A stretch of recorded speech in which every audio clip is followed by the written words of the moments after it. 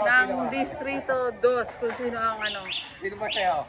Kanilang napupusuan. Kaya samahan niyo ko. Kung ngayon po ang ano, botohan, sino po ang inyong pipiliin na kongresista?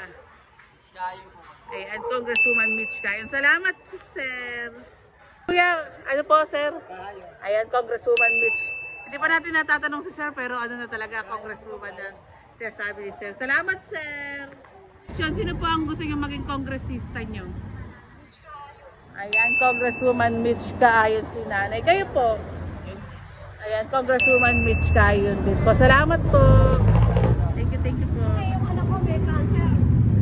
Marami na ito si Mitch. Guarantee letter. 80,000. Ayun, laki po ah.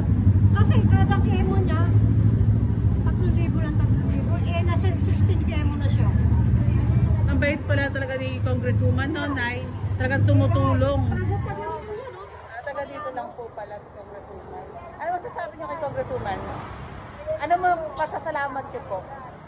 Papasalamat ako dahil ilang beses may taning yung anak ko pero hanggang ngayon buhay pa. Opo. August may taning.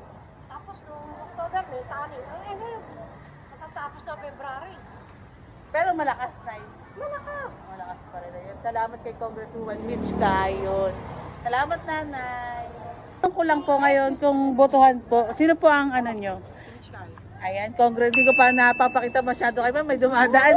Congresswoman Mitch Cayon na agad si ma'am. Salamat po. Gate 34 tayo mga kabungis-gis at tignan natin ang pulso ng mga taga-barangay 34 kung sino ang kanilang pambato sa Kongreso. Distrito 2. Ay, ma'am, pwede po bang matanong kung sino ang pambato nyo? Mitch Cayon. Ay, si sir. Mitch Cayon. Ma'am Mitch Cayon. Kayo po, ma'am. Nunguya lang si ma'am. Mitch Cayon. Eh, kaya yata ito eh. Undecided si ma'am. Ganda ako Si sir na 1 kay Congressman Mitch Cayon. Salamat po ang inyong kongresista. Kung ngayon po ang halalan. Ayan, pumipili po si sir. Ayan.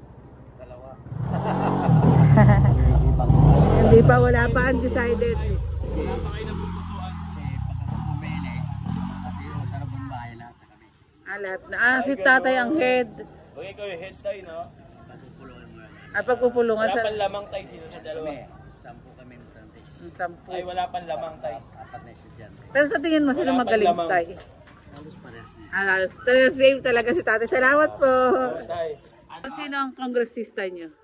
Ayun. Ay, si Sir Cayon. Kayo po, sir. Ayan si Sir Cayon din. Salamat, sir. 2 kahayon na dumaan. Salamat po. May po. Kung ngayon ang botohan, sino po ang kongresista nyo? Ay, ayun pala tinuro na ni ma'am. Congresswoman Mitch Cayon. Bakit si Congresswoman, ma'am? Matanong ko lang po. Marami kasi siya natulungan eh. Siyempre sa mga natulungan. Magaling talaga. Salamat, ma'am. Ayan. Kay Congresswoman Mitch Cayon. Salamat po. And tay, tanong ko lang po kung ano po ngayon ang botohan, sino po ang kongresista mo, tay? Pambato mo. Pili tayo, ito po, sa 2. Si Sir Egay Erice. Salamat, tatay. Hello po, Nay. Magandang hapon po. Magkakalye survey lang po. Kung ngayon po ang botohan, sino po ang gusto yung maging kongresista dito sa District 2?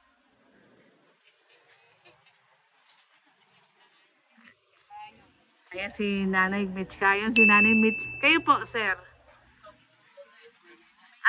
Taga Maynila. Yorme tayo, sir. Ayan, salamat po. Yun po ang botohan sa pagkakongresista. Sino po ang inyong napipili? Ayun, tinuro. Congresswoman Mitch Cayon.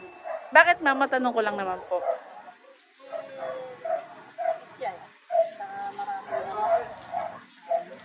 Ayun, maraming naitulong. Salamat po, ma'am.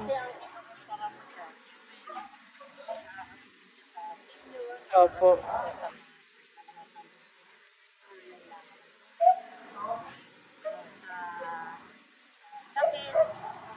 Talagang maaasahan niyo po talaga si Congresswoman. Salamat po.